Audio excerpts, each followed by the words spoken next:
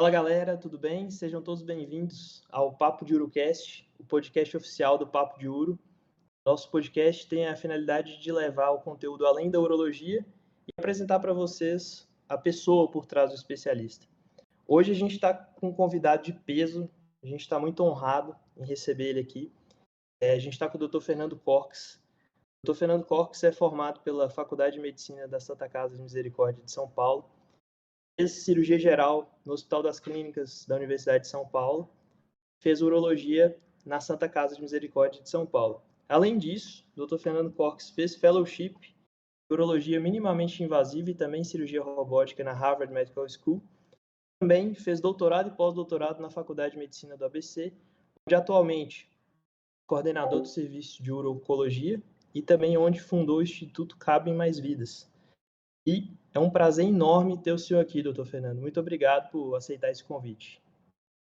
Eu que agradeço o convite, Pedro. É uma honra participar desse projeto, essa iniciativa de vocês que traz um conteúdo tão interessante de uma forma tão inovadora. Legal. Hoje eu estou aqui com o Joca, que é um dos criadores aqui da página também, residente do Hospital Otávio de Oi, Freitas. doutor. Boa noite, doutor. Muito prazer. Falar aqui diretamente de Recife, Pernambuco. Vou falar aqui para o senhor um pouco do nosso público. Graças a Deus a gente está com um público bem voltado para urologia. 80% do nosso público são urologistas, residentes de urologia, de norte, nordeste, do sul, sudeste do país, tem, enfim, tudo quanto é canto. Então a gente tem um público bem fiel. Então, graças a Deus, tudo que a gente posta é voltado para esse público. Tem um público bem fiel. Além disso, a gente tem residente de cirurgia geral que está empolgado com a urologia e está cada vez mais se interessando, e a gente está vendo ali que está começando a puxar a sardinha para a gente. O pessoal, vou fazer uro, porque eu estou vendo muita coisa legal lá no Papo de Uro e tal. A gente está fazendo esse incentivo. E uma minoria é um público mais leigo. Então, assim, 80%, 90% do nosso público é urologista, é residente de urologia, é o residente de cirurgia geral que tem a curiosidade na urologia. Também apresentando o Diogo Cantarelli, também do time do Papo de Uro, acadêmico da Faculdade de Medicina de Recife, Faculdade Pernambucana de Saúde, também está dividindo o papo com a gente hoje aqui. Então, o Joca já apresentou aí mais ou menos como é o nosso público, qual vai ser a nossa linguagem. E aí eu já vou começar fazendo uma pergunta para o senhor, tendo em vista aí a vida pessoal do senhor e o que o senhor faz. O que faz o senhor suar mais a camisa? Dividir essa rotina de médico, de professor, de pesquisador, ou a maratona lá da Patagônia? São desafios diferentes, né? Cada um. Mas eu acho que essa é uma pergunta interessante, e mais no sentido de que eu acho que quando a gente conversa com médicos, e ainda hoje acontece, isso era muito mais comum em algumas gerações para trás, o médico ele se via como alguém vocacionado para se dedicar e dedicar a vida para fazer aquilo, exclusivamente aquilo. E a gente vê, eu tenho grandes mestres, professores, que eu sempre me espelhei muito, mas que a medicina era tudo, e foi tudo. Então, como a gente vê médicos que não têm grandes hobbies, que não têm, só tem a medicina na vida. E eu sempre tento buscar um equilíbrio entre alguns pilares, entre alguns aspectos da vida que eu acho que são importantes. E aí, dentro da profissão, uma diversidade, então, consultório privado, um pouco de atividade no sistema público, vida acadêmica, e fora isso, atividade física, esportiva, família. Então, são alguns dos, né, atividade social, lazer, amigos. E se a gente consegue equilibrar um pouco disso, eu acho que a gente é um pouco mais pleno, e não só isso. Invariavelmente, a gente vai ter alguns tombos em vários desses, né, você está fazendo esporte e de repente você se lesiona e não pode mais treinar, a gente é cirurgião, você opera, às vezes tem uma complicação ou duas, e aí você fica acabado, fica arrasado, alguma complicação grave, algum problema grave, às vezes você não é correspondido por um paciente como você acha que deveria ser, e isso às vezes é ruim. ou na vida acadêmica, enfim, sempre vai ter alguma parte que pode pesar mais. Se você tem outras bases para se apoiar, você não fica manco, você não fica se apoiando em um ponto só, e aí vem os tombos. Então, eu acho que todos esses são motivos para suar e para cansar, mas mais do que isso, são pontos que a gente usa para se apoiar e ser uma pessoa mais firme, mais plena, mais sólida em tudo que a gente quer fazer. Legal. E a gente que ainda está na residência, a gente vive uma situação de completo desequilíbrio, né? Então, é um momento da vida que a gente tem que se dedicar à nossa formação. Mas é muito legal escutar isso do profissional na fase da carreira que o senhor está, porque normalmente a impressão que a gente tinha era justamente essa. A medicina ser a única coisa da vida do profissional, de repente a vida se torna, de certa forma, um pouco vazia. E acaba que talvez esse equilíbrio ajude a ajustar todas essas nuances. Então, muito legal. O doutor Fernando é maratonista, a gente viu aqui no Instagram dele, fez alguns desafios aí também, frequentemente, e fez até essa da Patagônia, né? Muito interessante. É isso aí, uma ultramaratona, fiz algumas. Muito legal. E, doutor, olhando a sua formação, para começo de conversa, onde surgiu a urologia e se teve alguma influência ou algum fato que te ajudou a escolher a especialidade? Como foi a urologia na sua vida? Poxa, eu entrei na faculdade, meu pai é médico, é cardiologista clínico, então tive uma referência para fazer medicina, mas sempre gostei, sempre julguei que eu tive habilidades manuais, sempre gostei de coisas mais manuais, e aí eu sempre achei que fazia sentido por isso ir para uma especialidade cirúrgica. E durante a faculdade eu flertei com várias áreas, né, com otorrino, com cirurgia dermatológica, com cirurgia plástica, e eu fui cirurgia de ortopedia, né, ortopedia pediátrica, cirurgia de mão, eu fui indo atrás, pensando que talvez eu quisesse fazer algumas coisas, e por fim eu decidi que ia prestar cirurgia com o objetivo, na verdade, de fazer cirurgia plástica. E aí eu comecei a me dedicar, isso no internato, principalmente, para uma carreira mais cirúrgica, e comecei a acompanhar o cirurgião plástico, comecei a acompanhar a Liga de Cirurgia Plástica, na época na Santa Casa não tinha, então eu comecei a frequentar a Liga de Cirurgia Plástica do Hospital das Clínicas, comecei a acompanhar um cirurgião plástico referência em reconstrução, que era meu sonho, era fazer cirurgia plástica reconstrutiva, só.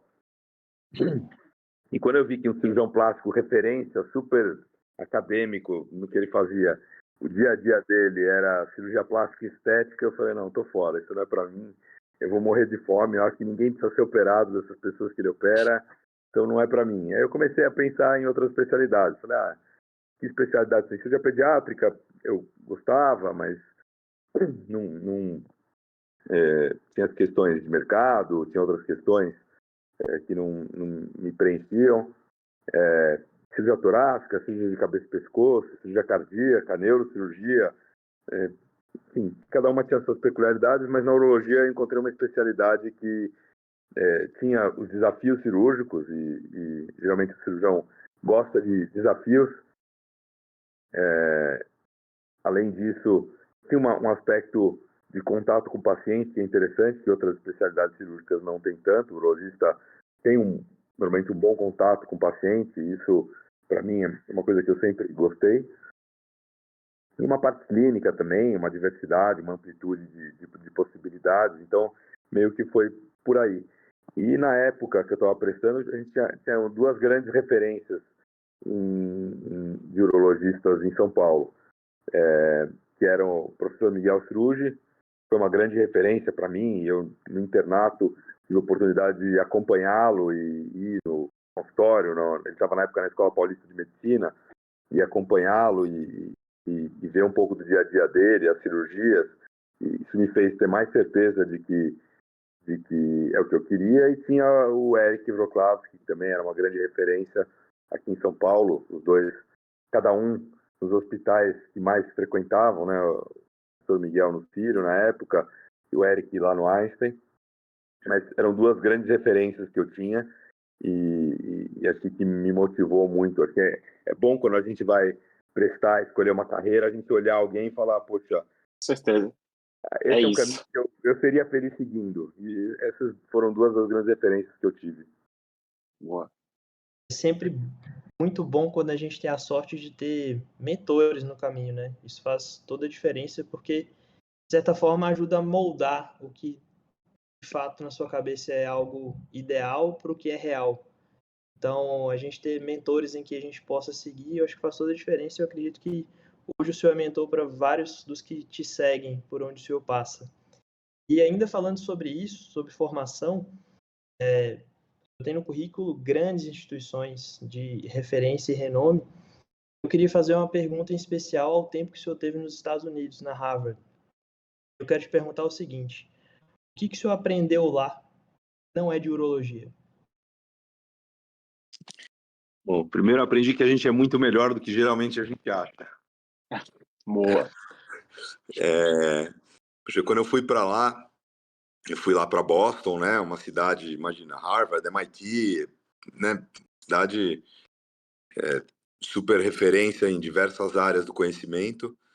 Eu fui recém-acabado a residência, com dinheiro contado, recém-casado, eu e minha mulher ficamos num apartamento, a princípio, emprestado de um amigo que morava lá e estava viajando. Então, assim, eu fui nas condições mais adversas, né? Não totalmente adversas, claro, estava lá, mas assim, sem, né? Era um médico recém-formado. E aí eu comecei a ter contato no hospital que eu estava, no Beth Israel primeiro, no Brigham, que era um outro hospital. Na época no Beth Israel não tinha ainda robô, era um centro de referência de tratamento de câncer de rim, então eles faziam muita cirurgia laparoscópica de câncer de rim, e na época a nefrectomia parcial ainda estava decolando, não estava tão, né, não era padrão como é hoje, e acho que a robótica acelerou muito isso. E aí tinha um hospital do lado que era o Brigham que já tinha o robô. E aí eu fui me embrenhando lá, me enfiando e consegui, né, conhecer o pessoal de lá. Na época era o Jim Hu. Aí o Jim deixou eu frequentar, e aí eu fui indo, e aí eu comecei a fazer pesquisa com eles, tudo. E o que eu percebi na época, e aí, não, eu sei que a tua pergunta foi não de medicina, mas tem uma tangente aí com medicina. Sim. Mas o que eu percebi na época é que, assim, a gente estava acostumado aqui a fazer as coisas sem muita estrutura, né? Então a gente fazia tudo.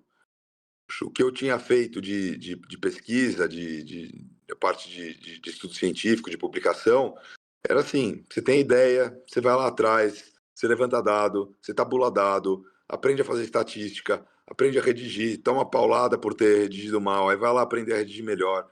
Aí, enfim, eu gostava de desenhar, então aprende a fazer desenho e fazia. E você vai fazendo tudo. E aí, quando você chega numa instituição onde tudo é, tá bom, a gente vai desenvolver uma técnica, então vamos contratar um artista médico para fazer a técnica. Agora a gente precisa de estatístico. É tudo muito profissionalizado, mas os skills que a gente desenvolve, quando chegou lá, o cara falou: pô, mas você faz isso, você faz desenho? Eu falei: faço. E aí eu ajudei, na época o Jim Hu, ele estava desenvolvendo uma técnica de, alguns, a gente estava no começo, 2007, 2008, a cirurgia robótica estava no começo, próstata, ele tinha uma casuística de 300 casos, que era uma casuística enorme. Então, eu desenhei ali o que ele queria mostrar na técnica dele, a gente fez alguns artigos mostrando. Então, assim, a gente vai juntando skills que eu achava que os meus desenhos eram desenhos, né, de um hobby, assim, amador. Mas que para eles, na época, poxa, não, é o que um artista médico faz aqui. E isso ajuda um pouco a deixar de lado o complexo de vira-lata que às vezes nós temos aqui, e em relação a tudo, né, em relação ao conhecimento, seja o conhecimento teórico, né, seja o conhecimento de desenvolvimento científico, seja o conhecimento prático. Então, quando a gente se compara com outros cirurgiões, outros médicos em outros lugares do mundo, A impressão que eu tenho, e talvez em outras áreas também, é que nós, brasileiros, temos um complexo de vira-lata que não condiz com a nossa incrível capacidade, com a nossa incrível experiência, com a nossa incrível resiliência. Então, eu acho que essa é uma grande lição. Total. E talvez justamente por isso que o senhor relatou, por essa questão estrutural, da gente ter essas certas dificuldades e ter que ter esse jogo de cintura, torna a gente com esse comportamento naturalmente mais empreendedor, né? De resolver os problemas a partir do desenvolvimento de habilidades. Então, eu senti isso também na experiência que eu tive fora e é impressionante. Eu acho que na urologia isso é mais latente ainda, porque a nossa formação, a urologia brasileira, é uma formação muito boa, né? Comparado com outros Sim. lugares do mundo. A gente tem ótimos congressos. Você vai no congresso de Uro-Onco, por exemplo, que acontece no primeiro trimestre, ali todas as referências discutindo no mesmo nível, e é muito interessante. Essas questões estruturais talvez seja o grande ponto, mas que de certa forma estimula outras habilidades nossas, né? Joca, nesse sentido, ele quer fazer uma pergunta para o senhor. Doutor Fernando, como é que fica a parte acadêmica? Como é que surgiu esse interesse? A gente viu que o senhor publica bastante, já publicou bastante coisa, o senhor está bem envolvido nessa parte. Como é que surgiu e como é que o senhor consegue conciliar isso com a vida profissional? Assim, ou com essa Assistencial, parte né? assistencial. Bom, como surgiu? Isso surgiu, na verdade, no segundo ano de faculdade, quando eu tive o primeiro contato com um estudo científico. E aí, na verdade, muito motivado pela professora Ita Heilberg, que é da Unifesp. A gente começou junto, ela me estimulou e começamos um estudo. Primeiro eu entrei num estudo que era o Multilite, um estudo nacional de análise de perfil de paciente litiásico, e eu entrei como acadêmico, assim, levantando o prontuário só para ajudar, porque eu sabia que provavelmente eu nem ia entrar no estudo e nunca entrei. Mas aí surgiu a oportunidade, o compromisso, falou, então vamos fazer algum estudo. E aí na época eu fui fazer, era um estudo com alteração do metabolismo ósseo em pacientes com luxação congênita do quadril e doença de Leigh-Calvé-Pertz, né? Era um estudo prospectivo, com coleta de amostra, era um estudo complexo. E o acadêmico do segundo ano tocando o estudo, e aí eu fui desenrolando e deu certo o estudo que está publicado numa revista importante até. E, então esse foi o primeiro contato. E aí eu ganhei uma bolsa de estudo, e eu falei, poxa, eu vi o valor nisso, tava, né, precisava ter um currículo para... E aí eu comecei a fazer, na época, na faculdade, eu resolvi desenvolver um outro estudo que a gente desenvolveu numa comunidade, numa favela aqui em São Paulo, a comunidade Porto Seguro, e era um estudo que a gente resolveu mapear e tratar todas as crianças quanto à eumintose, né, quanto à verminose intestinal. Então a gente mapeou, era uma comunidade relativamente pequena, eram 6 quarteirões, comunidade, né, toda imbricada, e não tinha mapa, não tinha censo. Então a gente fez um censo de toda aquela comunidade, a gente contou, né, eram, sei lá, 300 e tantas crianças, a gente mapeou, a gente fez análise da terra e do solo de todas as crianças, a gente conseguiu patrocínio de laboratório e de indústria farmacêutica para tratar, e a gente zerou as verminoses. Não é que tinha muito, mas a gente tratou todas as crianças e acabou com a verminose naquela comunidade. Em paralelo a isso, a gente foi tendo contato com a comunidade e foi vendo outras necessidades. Então, teve um surto de hepatite A. A gente fez uma campanha de educação de hepatite A. Aí eu estava na época na Liga de Dermato.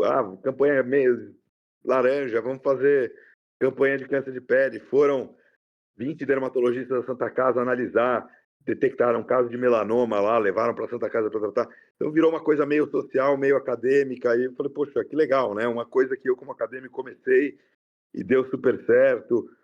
E aí a coisa foi meio que se misturando, o que era científico, o que era social, que acho que é uma coisa que motiva bastante. E aí foi. E assim, o grande volume, acho, de publicações veio quando eu fiz minha residência na Santa Casa, que a base de dados da patologia lá na época era um CD, né? Não tinha toda a base de dados de 30 anos de exame de anatomia patológica ficava num CD. E aí o arquivo foi corrompido, o CD estava corrompido. E eles estavam desesperados lá, porque, putz, corrompeu, a gente perdeu 30 anos de exames anatomopatológicos, não tinha backup, era uma... Caralho. E aí eu tinha feito faculdade lá, tinha saído para ir para o HC, tinha voltado para lá, mas eu conhecia meus professores e tal. E por acaso eu estava na patologia esse dia, eles com esse dilema, e eu sempre gostei de banco de dados. Aí eu falei na época para o chefe da patologia, falou, olha, eu não entendo muito, mas eu entendo alguma coisa. Se quiser, eu posso tentar ver se eu consigo resgatar. E aí ele topou, ele falou, não, leva isso, a gente não é... Imagina, Santa Casa não tinha área de TI, não tinha... Era tudo meio amador. Ele me deu o DVD, o CD, para eu entregar no dia seguinte. Eu consegui descorromper, eu consegui puxar. E aí eu tinha, de repente, 600 mil, mais de 600 mil entradas de exames anatomopatológicos. Aí eu comecei a olhar aquilo, eu falei, caramba, tem um tesouro aqui. Aí no dia seguinte eu cheguei e falei, ó, professor, tá aqui, tá, né, gravei em disquete aqui para você e tal. Eu posso usar isso? Puta, o cara tava nas nuvens. Falei, pô, obrigado, claro, pode usar, imagina.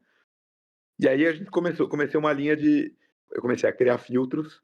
Então, assim, próstata, tá? O que é câncer de próstata? O que é atrofia, ASAP, PIN? O que é tuberculose de próstata? Testículo? O que é tuberculose de epidídimo? O que é neoplasia? Para todas as doenças, adrenal, bexiga, ureter, pelve. Então, de repente, eu tinha casuísticas enormes, assim, de pielonefrite xantocromatosa, de não sei... E aí eu era R1 de uro, né? R3. E aí comecei a procurar um, outro, de repente, assim, tinha uma horda de residentes de cirurgia geral e acadêmicos, e foi um ano que eu levei para o Congresso Brasileiro de Urologia, eu, na pessoa física, tantos trabalhos quanto professor titular da USP, naquele Caramba. ano. Caraca. E aí, na época, chegaram para mim, eu lembro, o professor Sidney Glina, que hoje é meu chefe no ABC, ele chegou para mim, ele era o presidente científico do Congresso, ele olhou para mim e falou assim, escuta, você é... Falei, R1 de ouro, professor. Ele falou, vai com calma, vai devagar que você vai chegar lá, não exagera. Aproveita. E aí isso gerou depois publicações, gerou outros estudos. Então acho que aí foi uma fase meio alucinada, assim, de estudos, e aí, sei lá, meio que vira quase que um vício, né? E sei lá, uma motivação a mais de coisas para a gente fazer. Depois, quando você vai entrando numa vida acadêmica propriamente dita, na verdade, são exigências, né? Não faz sentido você estar no meio do acadêmico se você não produz, se não gera conhecimento. Então, veio um pouco daí. E aí, depois, hoje em dia, acho que com o tempo você vai talvez amadurecendo, acho que eu tenho muito a amadurecer nesse sentido, mas foi meio que naturalmente surgindo meio que uma linha de pesquisa e aí as coisas vão fazendo sentido. Poxa, eu estudei isso aqui, mas eu preciso dessa informação, então vamos fazer um estudo para ter essa informação. E aí a coisa vai se compondo e acho que aí vai ficando mais divertido. Não são só estudos aleatórios, são coisas que vão conectando uma coisa com a outra, né? Isso é muito mais legal. E isso é um ponto que a gente tem que destacar. Essa questão do volume é impressionante. Digitar o nome do senhor no PubMed, a gente tem um volume de trabalhos que assim, é muito admirável, porque normalmente quem alcança esses níveis e essa quantidade de qualidade são pessoas que se dedicam exclusivamente a isso, né? Pessoas Gigante. pesquisadores. Impressiona o fato do senhor ter uma vida assistencial e continuar tendo associada a isso essa atividade da pesquisa. E um ponto que o senhor falou que chamou muito a atenção é que o senhor foi na comunidade, participava da Liga de Dermato. Hoje em dia, a gente percebe uma tendência nos acadêmicos de medicina de já se especializar na faculdade. Eu quero fazer urologia, vou fazer só trabalho de urologia. E muitas vezes a oportunidade passa, né? Sendo que tem oportunidades tão ricas. Na verdade, o menos importante de tudo isso talvez seja a própria publicação, mas o que você vai aprender com ela. Então, muito interessante esse relato do senhor, porque eu me identifiquei com ele. E é algo que o pessoal precisa ouvir. A tendência agora é o pessoal que já querer se especializar na faculdade, né? Sim. Eu acho que dá até para entender isso, mas uma coisa que eu sempre reforço para os alunos e eu acho que é muito importante mesmo. Assim, a faculdade é uma época que a gente vai ter contato com especialidades que você nunca mais vai ter, e o conhecimento médico adquirido na faculdade, ele é essencial. Ele vai diferenciar um bom médico de um médico fraco. Então, se você vai ser urologista, você precisa aprender muita reumatologia, muita hematologia, muita dermatologia, muita oftalmologia, porque você nunca mais vai ter contato, nunca vai estudar, dedicar seu tempo para estudar essas coisas depois. Então, essa é a hora de você estudar isso. Você estudar muita urologia, por exemplo, na faculdade, você ser um urologista depois, vai te diferenciar muito pouco na urologia. Tem um discurso clássico, provavelmente todos já ouviram, do Steve Jobs, de quando ele foi homenageado na faculdade, ele conta de que o quanto os estudos em artes dele fizeram a diferença depois quando ele foi para a área de tecnologia. Ele tinha tido uma formação em um curso meio que paralelo, assim, na graduação dele, de arte, design artístico, enfim, uma coisa para essa linha. E depois o que diferenciou ele quando ele foi para a área dele de tecnologia foi os conhecimentos que ele tinha, que não tinham nada a ver com tecnologia. Ele criou um sistema que era muito mais bonito, muito mais agradável, com esse background dele. Então, eu acho que para o médico isso é muito importante. O urologista saber urologia é fundamental, mas o urologista saber dermatologia super importante. A gente lida com muitos problemas. Diariamente. Saber cirurgia geral, saber outras especialidades, clínica, médica, cardiologia, né? Na área que eu faço, a gravidade de pacientes que eu trato, se a gente não tem uma ideia de neurologia, de cardiologia, lógico que eu não sou especialista nisso, mas pelo menos o suficiente para poder conversar com um especialista. Exato. Então, E falando justamente sobre isso, doutor, nosso próximo ponto é sobre multidisciplinaridade, multiprofissionalidade. Eu gostaria que o senhor contasse para a gente e para os nossos ouvintes o que é o CABEM. o CABEM é um ambulatório que trata pacientes com câncer de bexiga. É, ele começou lá na Faculdade de Medicina do ABC. Então, quando o professor, eu tinha ficado no ABC por alguns anos, depois saí para ficar exclusivamente no Hospital de Ensino do Einstein, quando ele foi criado. Depois de um tempo, o professor Cineglina me convidou para voltar para o ABC, para coordenar o grupo de urologia. Aí eu topei o desafio. E aí a gente teve uma conversa, ele me falou algumas coisas, né? Enfim, alguns problemas que ele via, alguns desafios do serviço. Então, lá no ABC, a gente coordena 4 hospitais públicos, os 3 principais municípios do ABC, né? Santo André, São Bernardo e São Caetano. E um dos grandes problemas que ele falou foi, olha, pacientes com câncer de bexiga aqui, que são operados, que estão submetidos a cistectomia radical, a impressão que eu tenho é que metade deles morre. E a gente precisa fazer alguma coisa, não faz sentido. Está numa instituição universitária, a gente tem forma residente, forma fellow, talvez um dos serviços mais renomados do país, e não é admissível que metade dos nossos pacientes submetidos a uma cirurgia, eles morram. E eu já tinha passado por outros grandes hospitais universitários, já tinha levantado casuística de outros grandes hospitais, e sabia que os números não eram longe desse em todos os grandes centros universitários aqui de São Paulo. Eu falei, não, faz sentido, mas vamos lá, então, vamos atrás de números. E a gente começou a levantar os dados. E aí, em várias frentes, dados públicos brasileiros, baseados no DataSUS. Então, tem uma linha de pesquisa aí de algum tempo que tentar entender o DataSUS. O DataSUS ele não é óbvio. Se você levanta lá, vão vir uns dados esquisitos. Então, você precisa ir entendendo o DataSUS para saber o que dá para confiar lá, o que dá para tirar, o que não dá. Além disso, dados dos hospitais, de prontuários. E a gente chegou num número muito próximo ao que o professor Sidney tinha tido a impressão, né, que 40% dos pacientes morriam quando eram operados. E aí a gente resolveu mudar esse cenário. E aí veio a ideia do CABEM. Então, desculpa. Quando começou, eu dei o nome, né, bem criativo, ambulatório de câncer de bexiga músculo invasivo, era o CABEM. E aí a gente começou a atender, eu comecei a atender lá no KBM, né, nesse ambulatório, falei, manda os pacientes para cá e tal. E a gente começou e comecei a mapear, tentar entender, ir a fundo, estudar no mundo, né? Deu uma imersão e tive vários insights e começou a mudar. Em pouco tempo a gente começou a ver que a gente foi selecionando, preparando melhor os pacientes e eles pararam de morrer. E assim, meses a gente despencou a mortalidade de 40% para 4% nos primeiros meses. E aí foi um negócio muito impressionante. E aí, puxa, veio a ideia, vamos captar dinheiro, vamos fazer uma... E aí eu estava conversando com um amigo meu, Benjamin Un, que é um baita publicitário, premiado em Cannes, não sei o quê. E ele falou, o Juninho falou, não, vamos fazer uma campanha para você, eu vou te ajudar. Para arrecadar dinheiro na época, porque a gente precisava equipar. E aí, poxa, ele pegou, falou, me dá o teu material aí, levou. Ele tinha a conta do Santander, do iFood, umas contas de gente grande. E aí um dia eles me chamaram lá no escritório deles, o escritório todo moderno, fui eu lá, né? A gente preparar uma apresentação digna de uma multinacional, né? Ó, a gente preparou aqui, a gente tem algumas sugestões de identidade visual, a gente fez uma sugestão meio ousada, talvez de você mudar o nome do teu ambulatório, do teu projeto.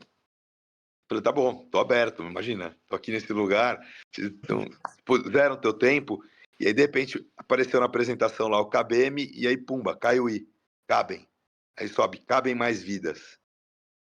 Falei, putz, só um publicitário para pensar nisso, né? Foi um negócio. Pá.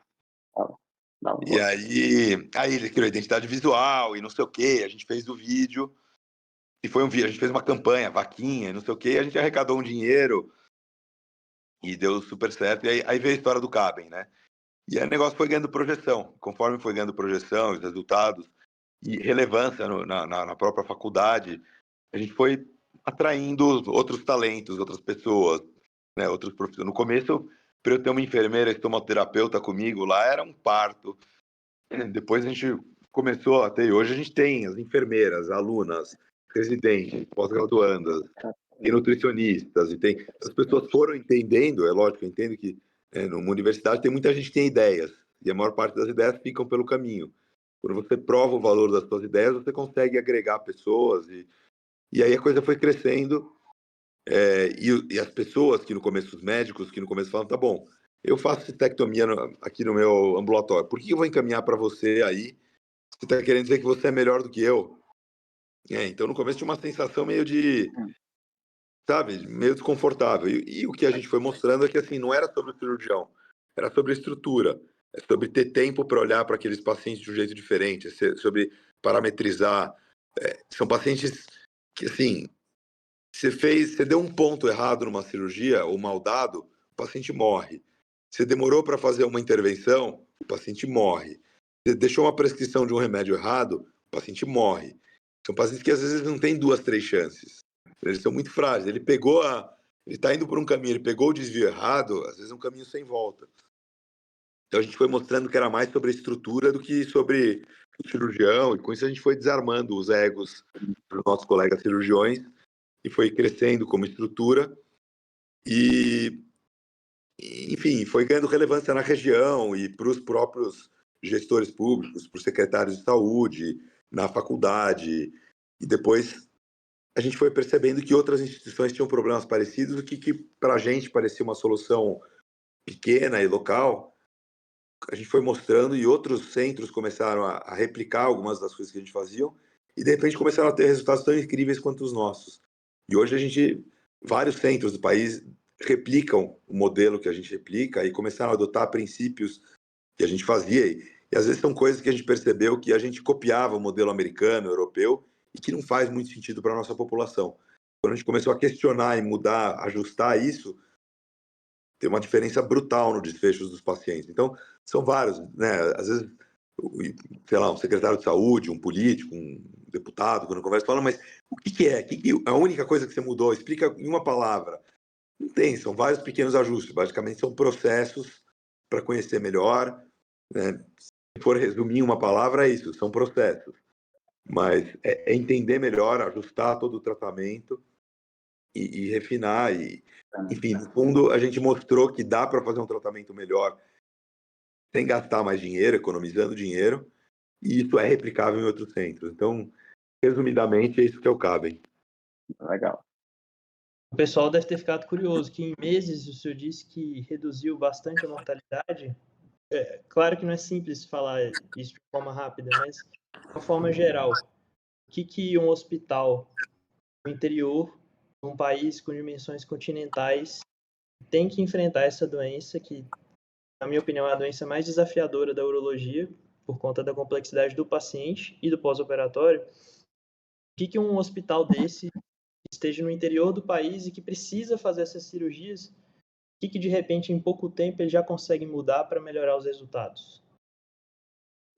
Então, uma coisa importante, que eu não vou entrar muito a fundo, mas a questão de precisar fazer, isso é uma coisa que a gente precisa mudar, né? Não faz sentido um hospital no interior que tem poucos pacientes.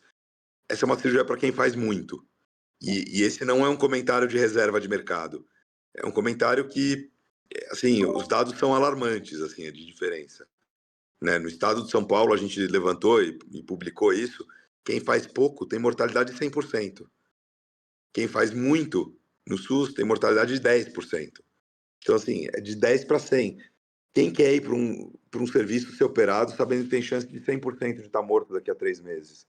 Né? Então, não tem que fazer. Mas, para um serviço, para um hospital de referência na sua região, que quer melhorar os resultados, sim.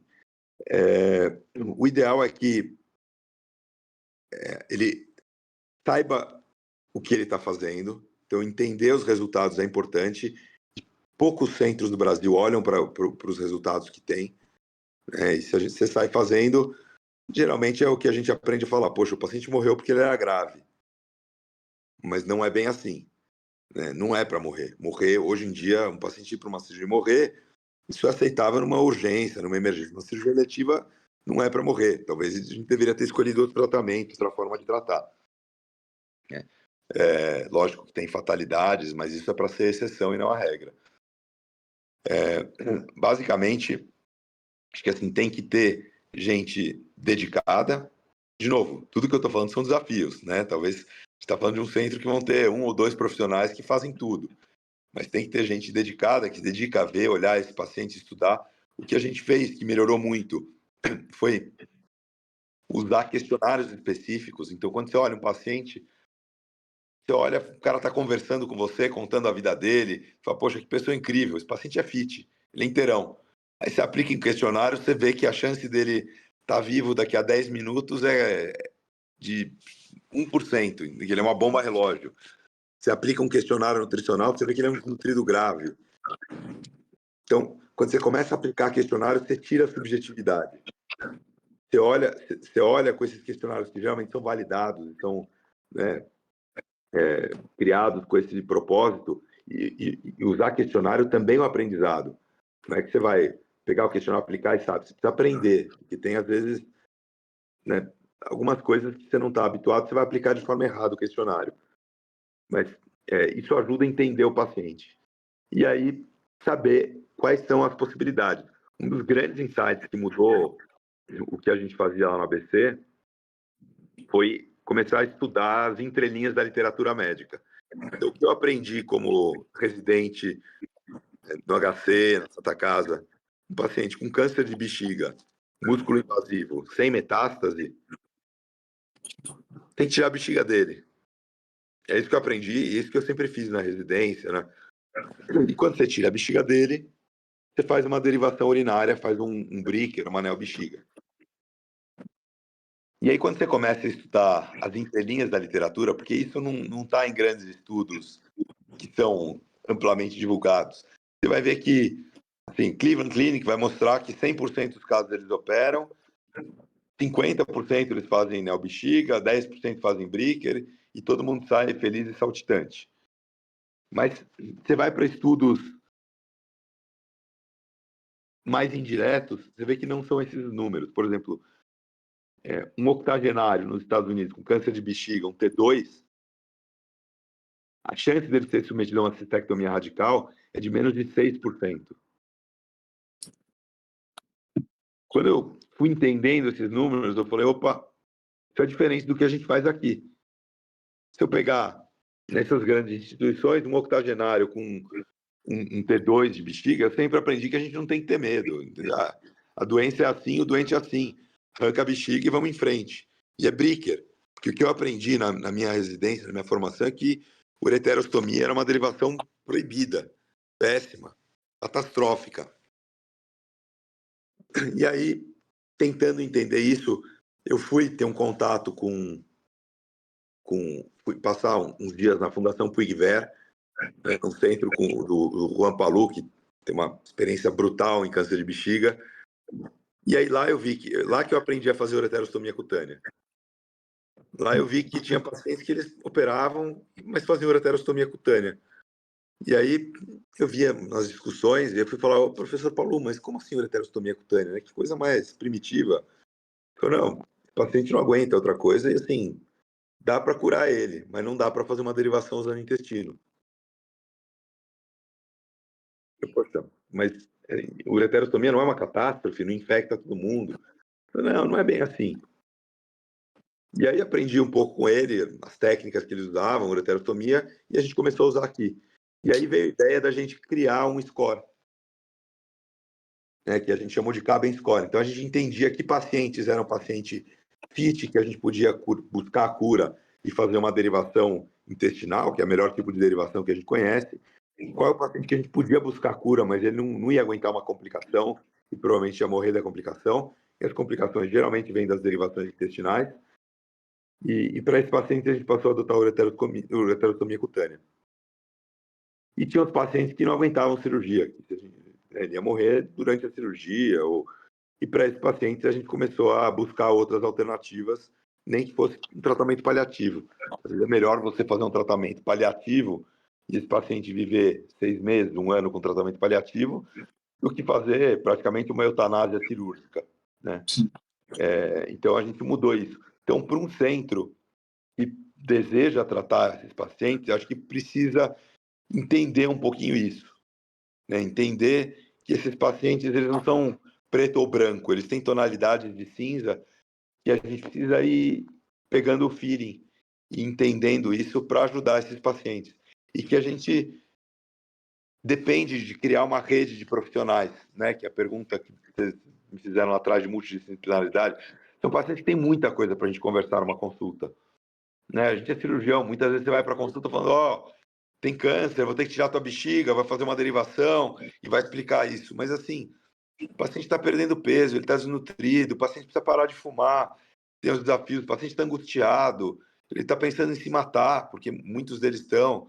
E aí tem uma esposa, tem uma filha, tem uma mãe desesperada do lado que não sabe o que fazer. E aí ele não consegue mais se vestir, não, assim, tem tanta coisa. E ele tem o problema do coração e descompensou todos os remédios dele. Mas é tanta coisa que não tem como você fazer tudo numa consulta. Então é muita prepotência a gente achar que consegue resolver isso sozinho. E quando a gente fala num centro pequeno, num centro isolado, a gente sabe que muitas vezes nós médicos somos heróis. Mas a gente tem que saber nossas limitações. Porque a gente é herói até a gente passar do limite e alguém sofrer um dano grave porque a gente está fazendo mais do que a gente tem a capacidade de fazer naquele lugar. Então, às vezes, é melhor a gente entender que não dá para ser herói ali e é melhor falar para o paciente, sai daqui, vai para lá se tratar, porque a tua chance de fazer um tratamento adequado, de sobreviver e de receber o melhor tratamento possível é melhor. Vai passar um mês fora daqui. Se vira do melhor jeito que der. E às vezes isso é o melhor que a gente tem para falar para esses pacientes, né? Então, e esse é um aprendizado para nós médicos. A gente aprende muito mais num país em desenvolvimento de que a gente precisa ser herói, de que a gente é herói mesmo. Mas a gente precisa saber os nossos limites também. Acho que esse é um grande aprendizado, um grande desafio para quem está num centro mais isolado. E são duas nuances que a gente talvez coloque em avaliação, que a complexidade do tratamento, a gente precisa estar num local que a gente tenha, como o senhor disse, multidisciplinaridade, estrutura e volume, né? Se não tiver dados até de trabalhos do senhor, tem que ter no mínimo 12 cistectomias por ano para esse centro ser competitivo em termos de resultado. e, ao mesmo tempo, a gente tem os desafios do país continental, que é o nosso. E aí, eu pergunto ao senhor, a gente tem acompanhado que o Caben tem se tornado um hub de empreendedorismo social.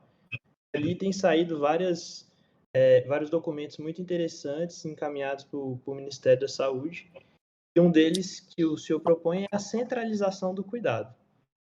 E aí, você pensa em todas as dificuldades que a gente tem no nosso país, mas, ao mesmo tempo, a gente tem alguns cases de sucesso. Por exemplo, o Hospital do Rim, um hospital que centraliza o transplante, a unidade hospitalar que mais realiza transplante no mundo, e recebe paciente do Acre e do Tocantins para vir receber um rim. Então, calma aí, o país é continental, mas talvez exista uma logística nisso aí que a gente consiga enfrentar. Como que o senhor pensa nessa centralização? Digamos, o senhor tem uma caneta poderosa, que a partir do que o senhor escrever, a gente consiga colocar em prática, dentro da nossa realidade do Brasil, o que seria, não vou dizer o ideal, mas o que seria o mais palpável para a gente avançar e enfrentar essa mortalidade? Essa é uma pergunta ótima, Pedro. Se eu tivesse essa caneta, né, se eu tivesse esse poder, eu faria uma força-tarefa para mapear. E aí, falando de câncer, tá? A gente pode fazer isso para vários aspectos, e conversando com gestores públicos, a gente entende todos os outros desafios de várias outras doenças. Mas falando do tratamento do câncer, eu, junto com especialistas ou com sociedade, com quer que seja, faria um mapeamento dos tratamentos oncológicos. Isso a gente tem referências em outros países, mas assim, para entender quais são as doenças, os tumores, e dentro dos tumores, talvez, as situações de tratamento de complexidade mais baixa, alta e muito alta. Então, por exemplo, câncer de próstata, na nossa especialidade, é uma doença de tratamento de complexidade relativamente baixa. Um paciente com câncer de próstata, e aí, principalmente nas fases iniciais, ele precisa de um bom médico, de um bom urologista. Não muito mais do que isso, uma estrutura mínima para esse profissional trabalhar. Né? Precisa ter um time, precisa ter um centro cirúrgico, mas um bom cirurgião vai curar grande parte dos brasileiros com essa doença. Câncer de rim também. Na urologia, câncer de pênis é uma doença de complexidade bastante alta de tratamento. Câncer de testículo também. Câncer de bexiga, eu acho que é talvez a maior dessas. Então, eu faria esse mapeamento para todas as doenças. A gente tem em torno de 400 CACONs e UNACONs no Brasil. Em São Paulo, que a gente viu nesse levantamento que a gente fez, esse estudo que a gente publicou, tem 92 centros no estado de São Paulo tratando câncer de bexiga, fazendo cistectomia radical. 92, é muito. Pensando nesse volume que um centro precisa ter, tem uma diluição que ninguém vai ter um volume adequado, e assim, é um ciclo vicioso de resultado ruim. Então não precisa de 92 centros, precisa talvez de 15, 20. Então, o que eu faria é listar quais são as doenças de alta complexidade, e aí dentro desses 400 CACONs e UNACONs do Brasil, ver qual é a vocação de cada centro, tentando buscar uma distribuição geográfica. Então, poxa, olha, para doenças de alta complexidade de tratamento, câncer de bexiga, câncer de esôfago, câncer de pâncreas, transplante de medula óssea, enfim, a gente vai ter, sei lá, 20 centros, 30 centros no Brasil. Quais são os centros que têm mais capacidade para isso? E a prioridade desses centros é tratamento dessas doenças. E aí distribui outras doenças também, sei lá, vai tratar câncer de próstata também, mas prioridade é câncer de bexiga, câncer de próstata nas vagas que sobram. Né? E tentar criar essa estrutura com fomento financeiro, que é importante, e, enfim. E aí dá para melhorar absurdamente muito o tratamento. Dá para você começar a olhar para uma doença e tratar direito doenças que a gente trata muito mal hoje. Então, eu faria isso em termos de organização estrutural. E depois iria atrás de desafios que para os políticos são, às vezes, o desafio número um. Então, mas o paciente precisa ser tratado perto de casa. Tem uma lei que determina isso, senão tem que ter uma compensação. Sim, para o volume de pacientes com essas doenças menos frequentes e para os desfechos catastróficos que a gente tem em centros pouco experientes, ele não precisa ser tratado perto de casa. Ele precisa ser tratado onde ele vai sobreviver e ser tratado decentemente. E outros países fazem isso. Eu participei de um estudo multicêntrico de câncer de pênis. Eu tinha o centro da Inglaterra, dos Estados Unidos, de países europeus, e eu era o representante do Brasil. Falaram, pronto, aí está o cara que vai trazer 1 tonelada de casos. E eles precisavam de casos de câncer de pênis que tinham feito PET, que tinham feito penectomia total com PET antes, já era um desafio, né?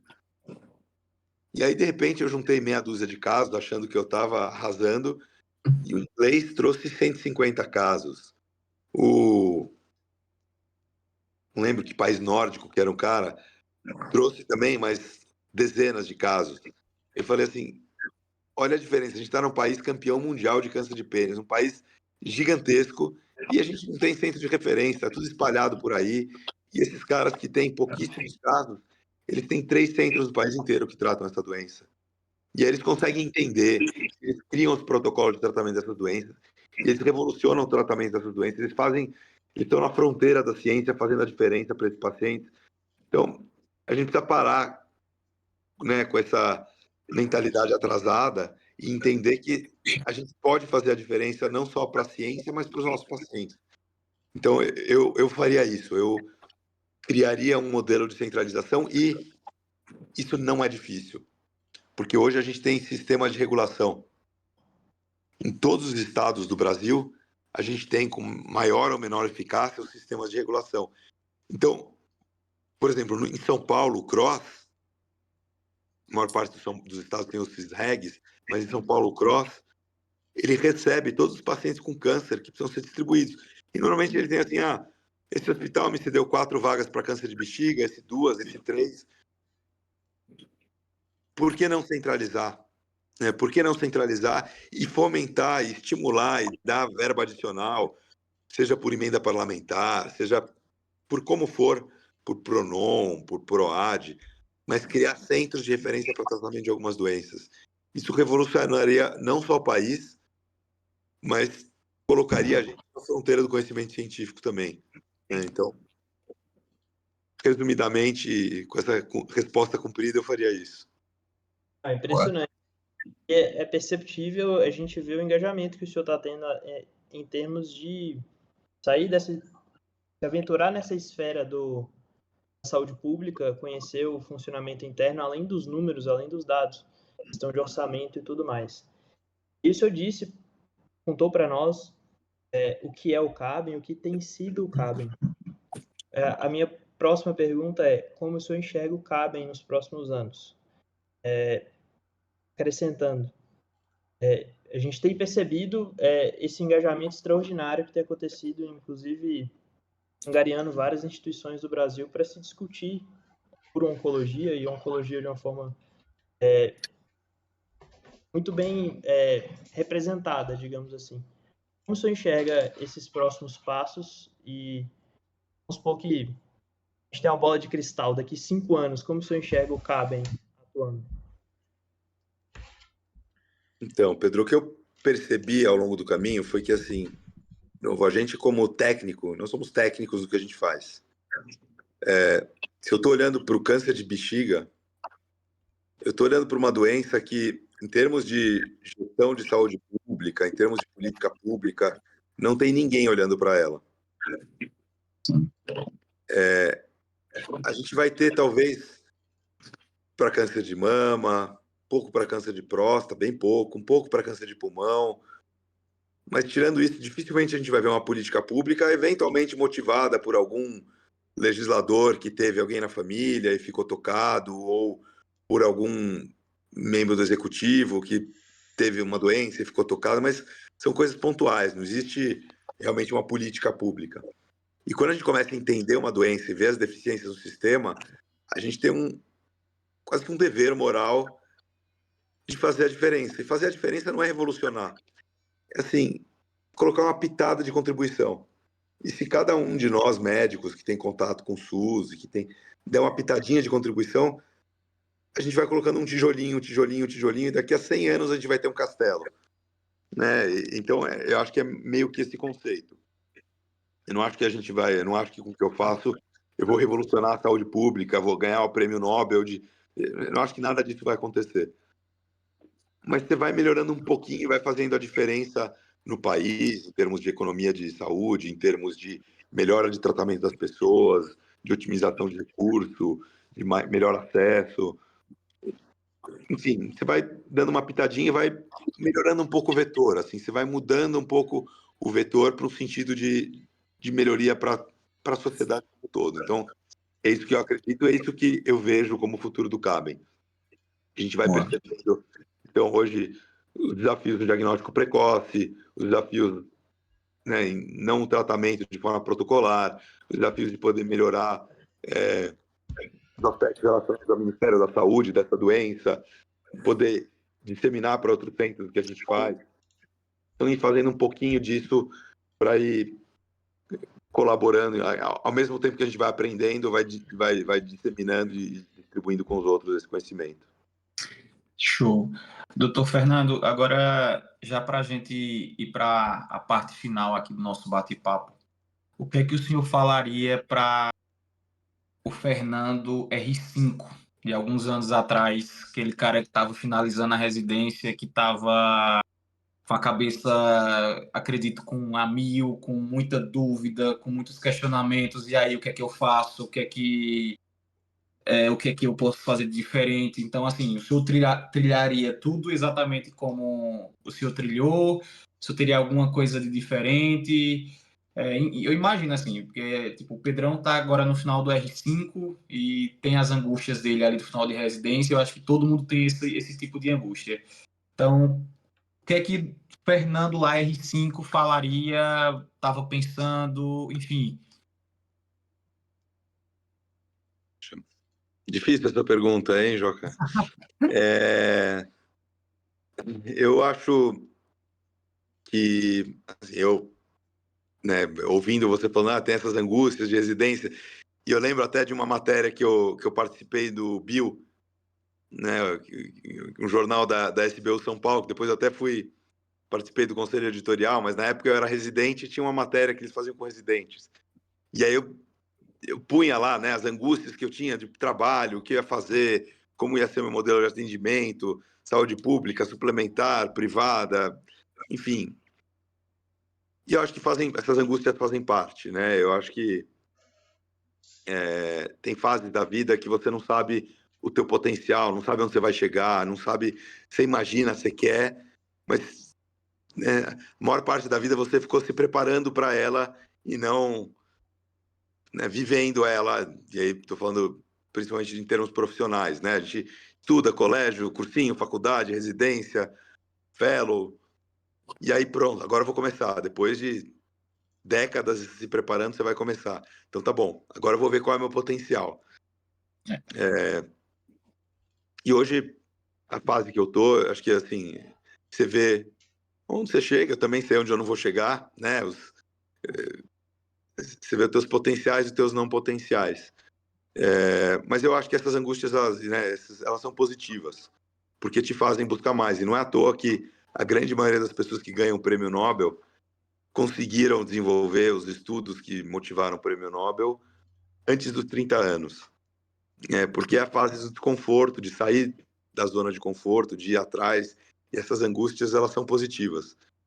Então, o que eu diria para mim, acho que eu sempre fui duro comigo mesmo, com quem está em volta.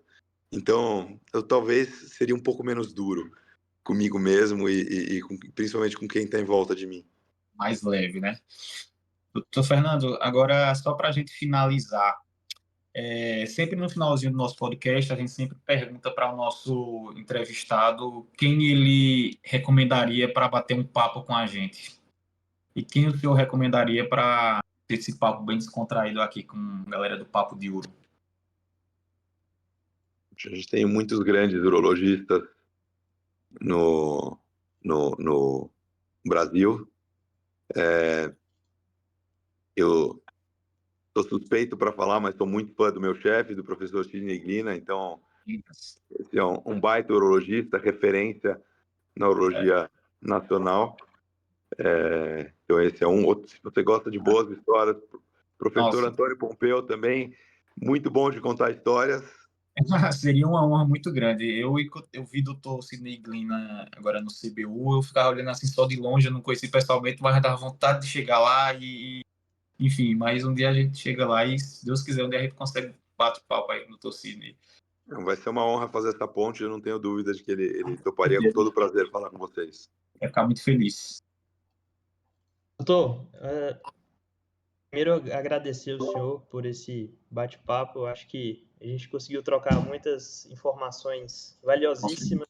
Eu acho que quem escutar esse episódio desse nosso podcast aí, da nossa segunda temporada, vai receber muita informação e é totalmente com o objetivo que a gente planeja. Informação não trivial, não convencional, de uma forma espontânea. Eu acho que a gente conversou aqui hoje tem muito valor e agradecer ao senhor, já passando para o senhor fazer suas considerações finais.